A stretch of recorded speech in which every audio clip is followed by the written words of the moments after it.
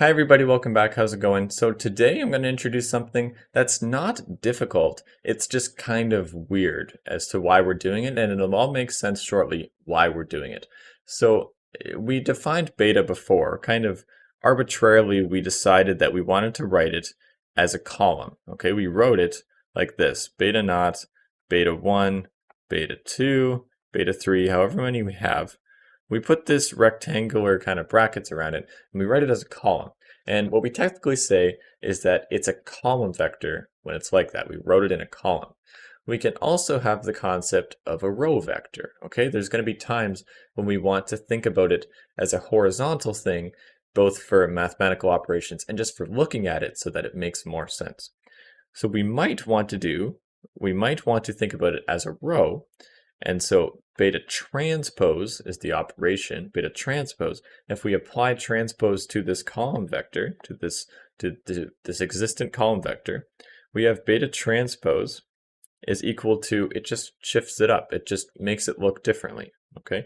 So it's beta naught, beta 1, beta 2, beta 3, okay? That's all this thing is. That's all the transpose operation does, is it turns a column vector into a row vector if you apply it on a column vector.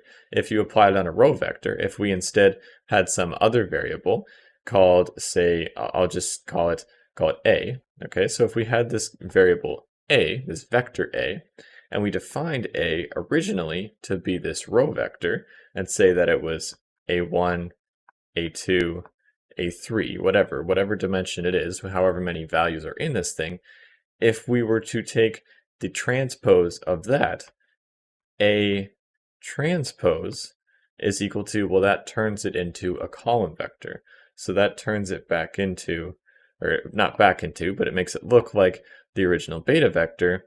It makes it look like a1, a2, a3, whatever those values were. Okay, so if those values, if we had say numbers here, if we had a is equal to 1, 4, 6, then a transpose is equal to simply 1, 4, and 6.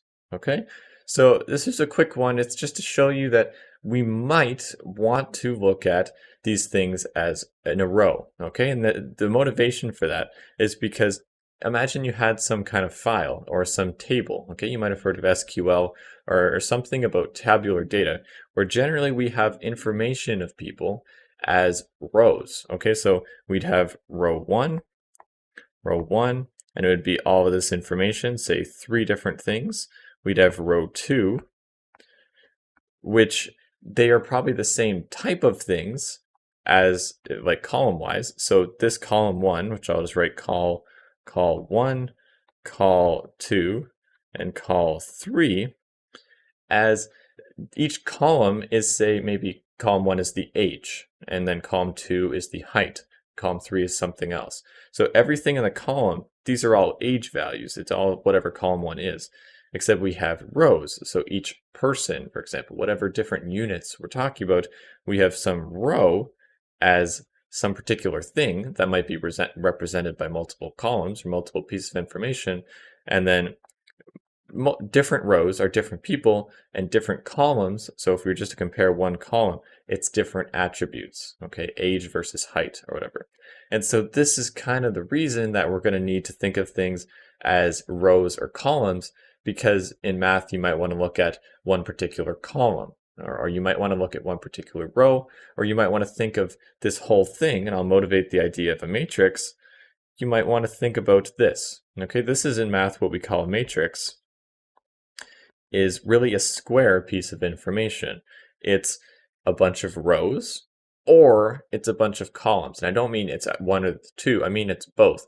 Depending on how you want to interpret this thing, don't think too hard about this. It's kind of common sense that if you have this square piece of information, and this isn't how you write it in math, but if I was to really think about what this is, it's either row 1 or row 2, and it's column 1, column 2, column 3. Each of these things in math, we're going to look at those so that this all makes sense mathematically. And if you didn't catch that, if that didn't make too much sense, that's okay. this is the idea of a matrix, is to capture this kind of tabular just means like a table of information, rows and columns. So hopefully that made sense. If not, don't worry about it. I'll see you in the next one. And yeah, see you in the next video.